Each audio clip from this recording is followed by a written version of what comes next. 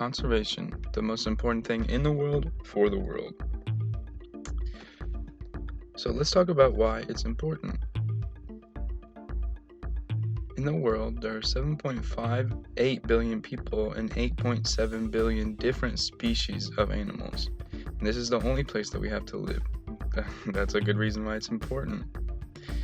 And for the tundra, so summer ice sheet melt has increased by 30% in the last 30 years, and oil drilling is considered to be a main factor. So for conservation efforts, we're looking at using shrub-eating animals to control the growth of trees, to control the area of the biome.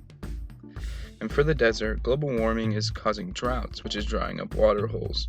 And for conservation efforts, we're looking at planting various types of vegetation to feed the animals, because without water, there's no vegetation either, which is just as important.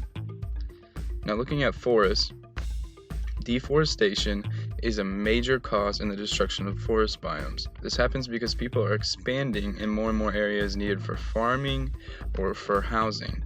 Conservation efforts, we're looking at planting trees and establishing protected conservation areas inside.